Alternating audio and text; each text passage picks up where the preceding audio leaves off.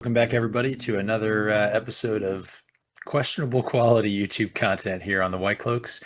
I'm here today, despite the frog in my throat that you may detect there.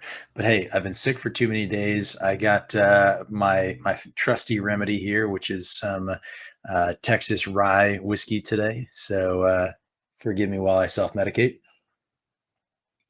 Mm, hits the spot.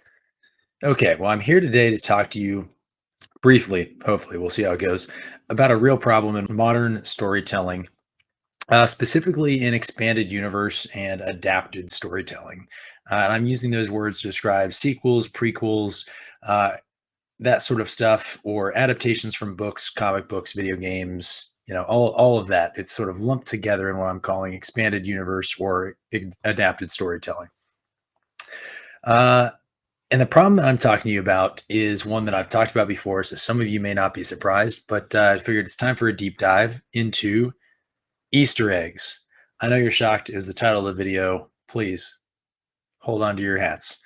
Uh, Easter eggs. Okay, so Easter eggs, I think they're a problem today. They didn't always start out like this, though. They didn't start out as a problem, and I don't think that it has to be this way.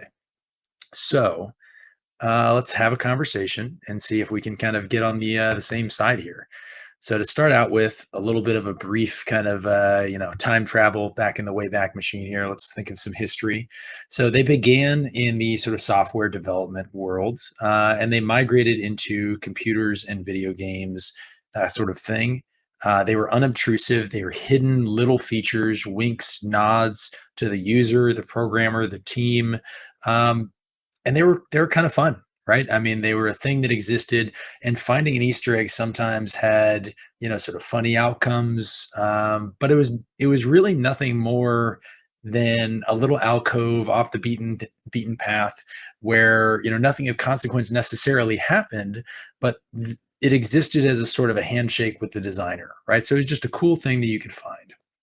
They didn't intrude, and they weren't really necessary parts of the user experience, but they were damn fun if you happen to find one, right? They added something special to, your dedicated or knowledgeable fan experience. You'd go back through, you'd replay, or you'd go back through and rewatch, or whatever that experience with that game, cutscene, software, whatever it was. Um, but they did this without detracting either in form or function to the whole of whatever it was, and it never butted into the user experience for anyone else. So basically, you and I could experience the same game, and whether or not you went and knew where they were and found out all the little Easter eggs along the way, and maybe I didn't, like, hey, that didn't change anything. It was fair game, and we each had our own experience, and ultimately it was a good thing. So we've been talking for a little bit already, but before I go too much further, I do want to make a plug for the channel here. So if you like this conversation the way it's going, please leave a comment, help us grow our channel. And if you like the content, please consider subscribing to our channel, help us continue to reach a bigger audience. It means a lot to us. We love talking to you guys. And we love the comments, interactions in the YouTube comment section and on the Discord. Links in the description for our Discord. Um, okay, shameless plug out of the way. Where were we? First, a drink. Just as good the second time. Okay. Easter eggs in the cinematic context. Okay. So they were, little things from software and video game development. Now they're in cinema sort of context. Let's define them real quick in this new context. So I will call an Easter egg in sort of the audio visual kind of movie space as an inserted, hidden, or obscure reference to a pre-existing item, character, or event in the broader universe of a particular media IP, which is accomplished through an on-screen depiction. So that is a little bit of word salad. You can tell I was kind of reading that off of my script a little bit to make sure that I got it all out right. Uh, but it kind of means something is shown to the audience through an audio or visual means that is designed to evoke the audience's awareness and attachment to basically a previous episode, movie, book, other related universe media. So it's we'll call it what it is. It's a member berry, right? They're putting it in there on the screen. It's supposed to steal your attachment to that previous thing. These have been around for a long time. As any fan of a Hitchcock movie will tell you, Easter eggs have existed in cinema for a very long time. They persisted for quite some time, and I think with fun, positive examples. I mean, we can look at Toy Story, where you know characters appeared from Toy Story in from that universe in a variety of other Pixar movies. You saw them, pop up in sort of other contexts. Hey, there's a scene with a kid and he's holding Woody, and it's a totally different movie. Um, you have Luke in Star Wars referencing making a transfer from Cellbach 1138 as a reference to George Lucas's history with THX 1138. So sort of a meta example. And then more mundane examples. Again, I'm going to steal from Toy Story here. Sort of in world, in the same IP, you have Sid from Toy Story 1 appearing again in Toy Story 3 as a grown up. And, yeah, if you recognized him, great. If not, whatever. It didn't detract. A lot of people didn't know that he was in that movie. There's really nothing wrong with any of those, you might say. And to an extent, you're right. It took me a long time to realize that I even kind of considered this Easter egg sort of process to be a problem. So I'll walk you through it. Um, Things changed from the Easter eggs that I described, and they started to go afoul, I think, when we got into like the reboot age of modern media, which is why I'm describing that like expanded universe and adapted media sort of space, right? So a friend of the channel brought this up, recommended that I pointed out, and I couldn't agree more. It was a great sort of insert. Um, so this change, I think, is related to, not necessarily caused by, but coincidentally with the Star Wars prequel series. Um, Maybe a little bit harsh on the prequels. I'm not a prequel hater. I didn't love them that much, but like they're movies, okay. Um, but they did this in a way that I think changed the game. I mean, who could forget this little guy appearing on the screen in front of you? An extremely well put together little droid, Your Highness.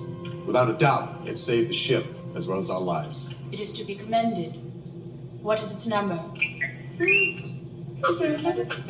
R2D2, Your Highness.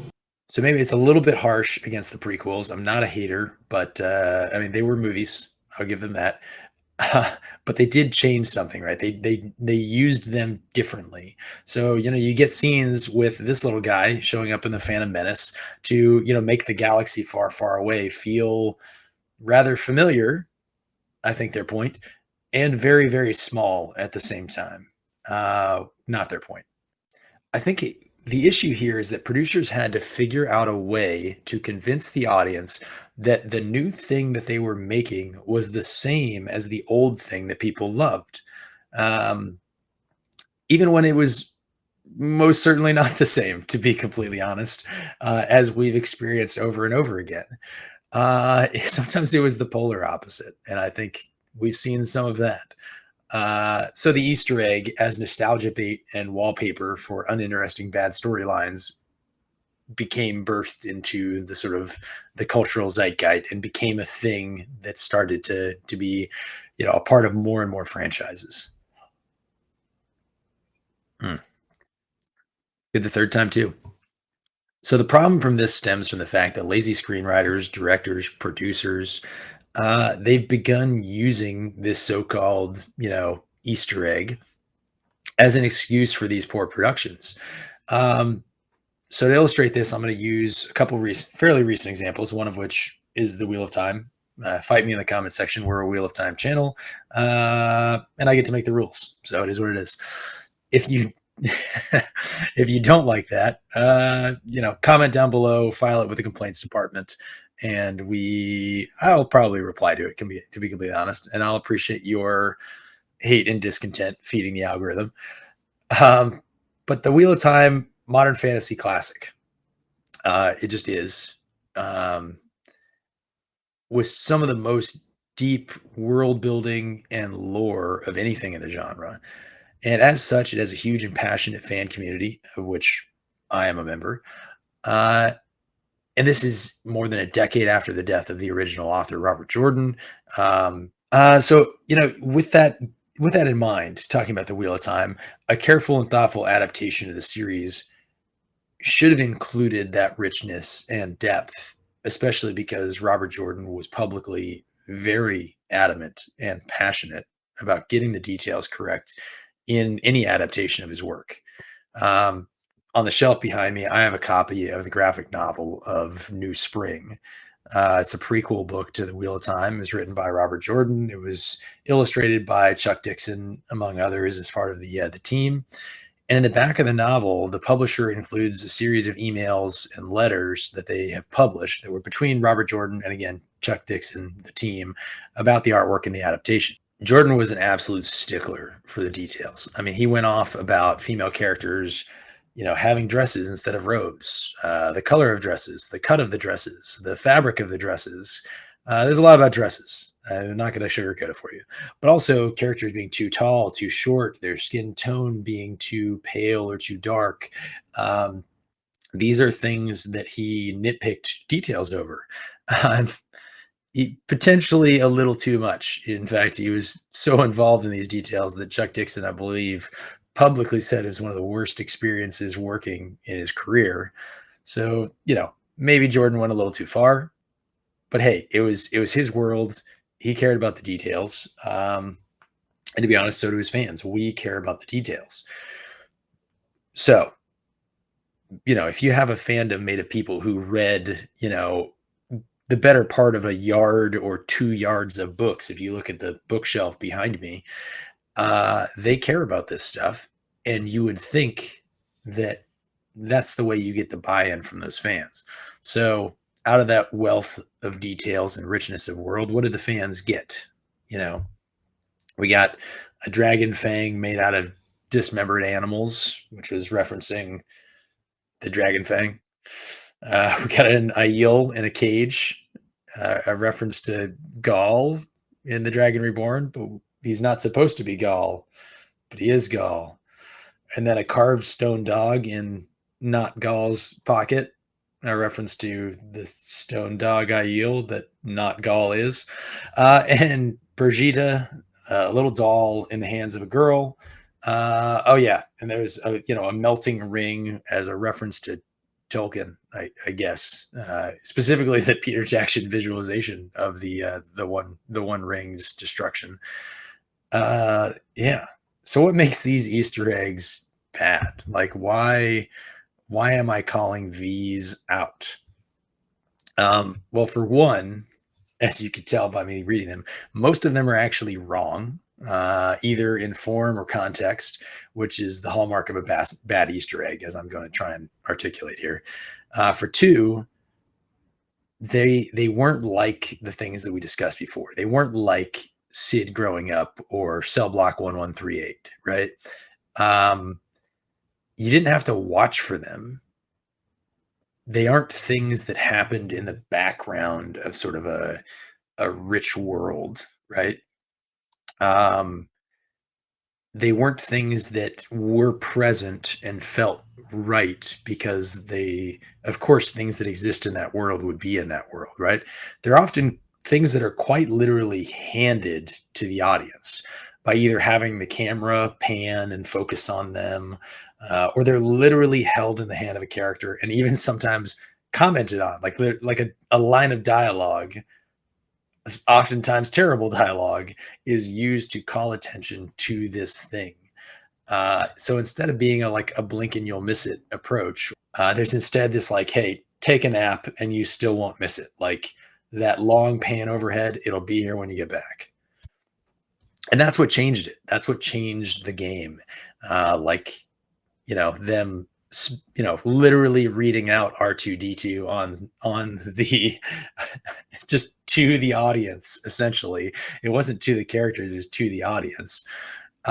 So yeah, now we have these Easter eggs where they simultaneously offend the initiated because the details are often wrong and they're inserted in areas that don't make sense.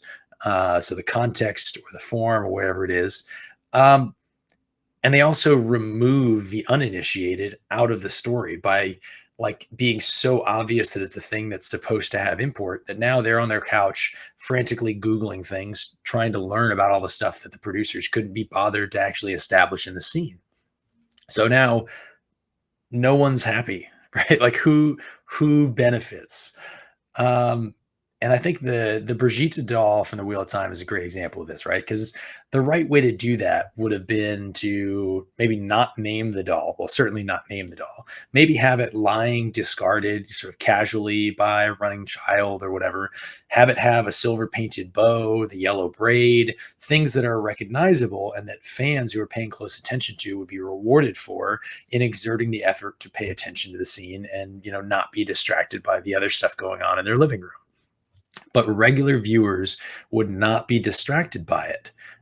It would add to the richness of the world for both because new viewers would be able to later be introduced to the character that is supposed to be hinted at through this Easter egg, and they'd think, "Oh my gosh, like it was that doll," or they wouldn't remember it at all, and that would be fine too. That's the gamble with subtlety. When you're making a story, not every member of the audience gets every single detail on the first watch, and that's the price you pay for making a script and a story and a world that is worth watching because it has enough life and vibrance that there's things happening in different parts of the scene that are not necessarily the focus of the scene. So, what is the advantage of this kind of inclusion, right? You put in all of that work for potentially no payoff.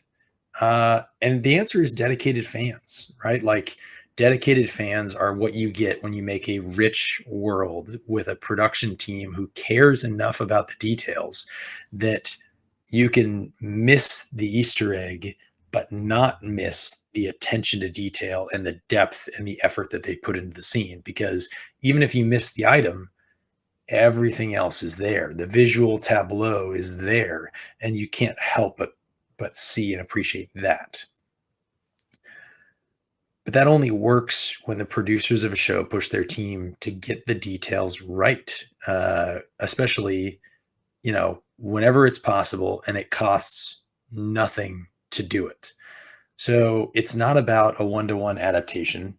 It's not, well, this isn't even an adaptation stream, so it's definitely not about that. But again, talking about where you have details that you could have gotten right that would have cost you nothing to do right and highlighting some of the issues with these. So, you know, again, in the Wheel of Time, we had Tam's sword was not correct. It was wrong. The Aes Sedai rings, wrong. The closing in general, wrong. Um, Sturdy, simple wool clothing for the Two Rivers would have been appropriate. Moraine should have been in elegant dresses that would have, put the women in the Two Rivers dresses to shame.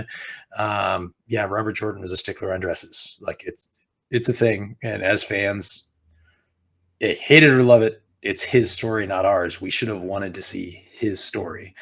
Uh, Speaking of clothing, I'm honestly not even going to get into Matt wearing a robe that looks like he's a homeless guy pretending to be the Big Lebowski at a Halloween party.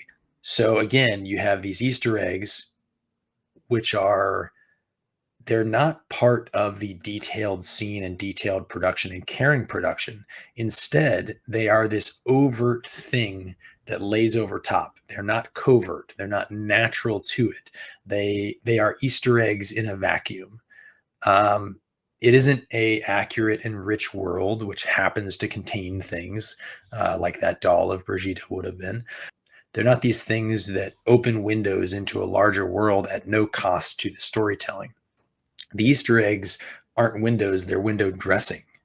They're distractions. They're a slapdash production with none of the hallmarks of the world that is trying to be put together.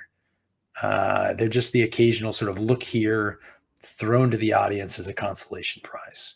So audiences are not treated with respect by the producers today. They're treated like infants who simply need the occasional sort of jangling of the keys in front of their eyes to get them to smile and giggle and do whatever else babies are going to do.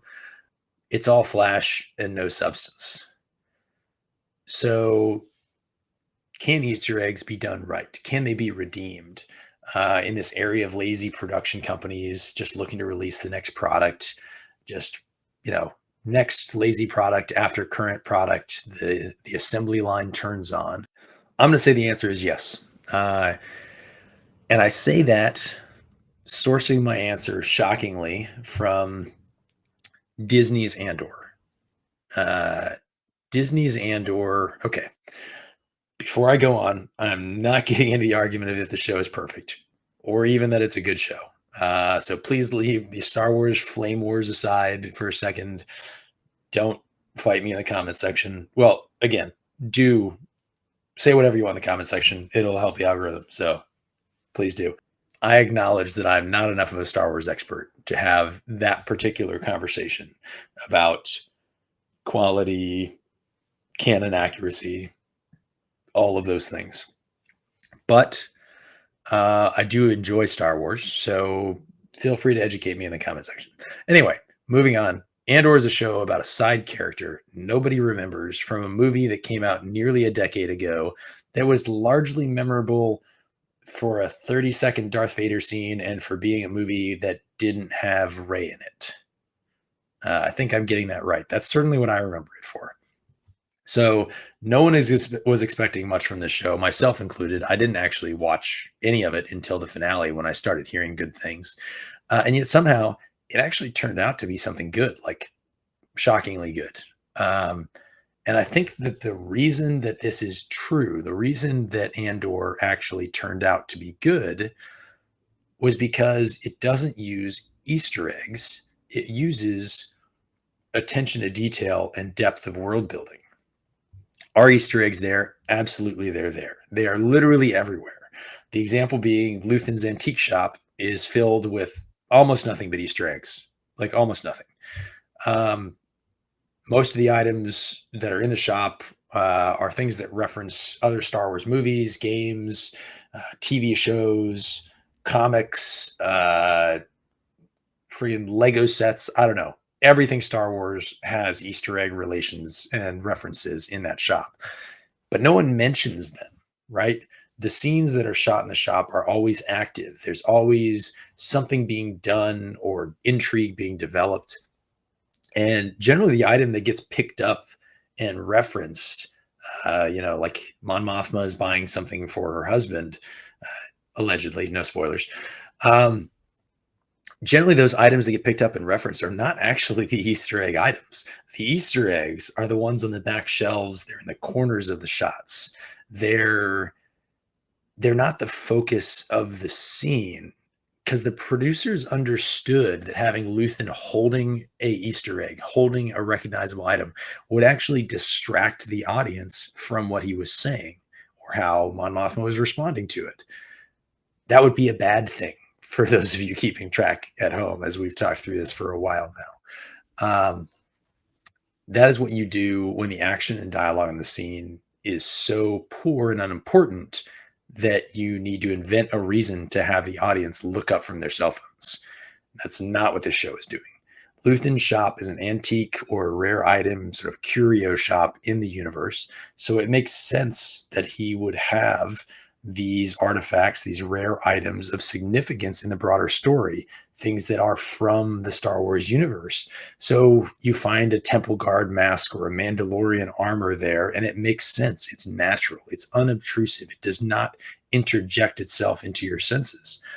But they also hearken to a previous canon that is carving sort of a new space into a previously little explored organization like the ISB.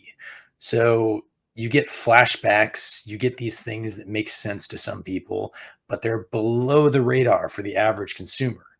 And then you have things like the fall of Ferrix being shown in flashbacks with clone trooper armor on the troopers there, whereas the contemporary, normal timeline stormtroopers are shown in modern stormtrooper armor from the original trilogy. Like, those are things that just make sense that you don't even have to question. The fact that some of the speeders look the same as the speeders we've seen in the original trilogy or the Mandalorian or that Star Destroyers and even the Death Star under construction okay, slight spoiler, are shown at various times and places, it just makes sense. Like, obviously, they would be there in the universe during this time. That's where they're supposed to be. Where else would they be if not in a Star Wars show? So they're not Easter eggs anymore. They have transcended into being just, well, things. They are unobtrusive little things that fans can geek out about and that novices can just soak in. They do not distract, they amplify, they improve, they elevate.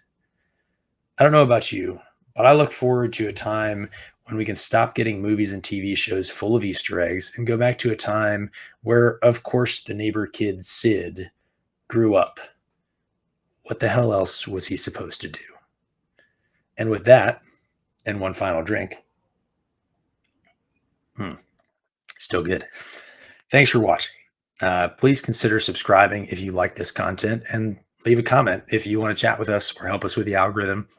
If enough of us get these ideas out there, who knows? Maybe producers can learn the lessons and give us immersive worlds that fit and belong, instead of giving us content to be consumed while surfing the internet on your phone, looking up the information of some stupid Easter egg.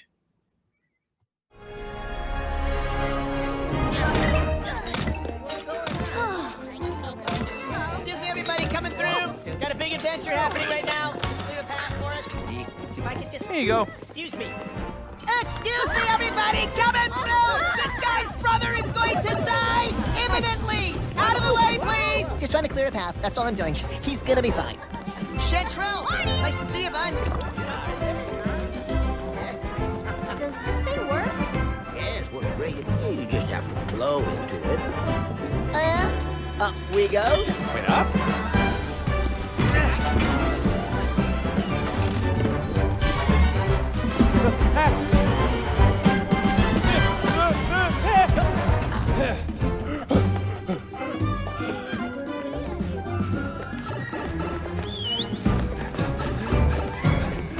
Whoa. Okay, so these bricks are just floating here? Just pop in this pipe and we're on our way. Oh. It's the only way to fly, man. Oh, wow. Love these pipes.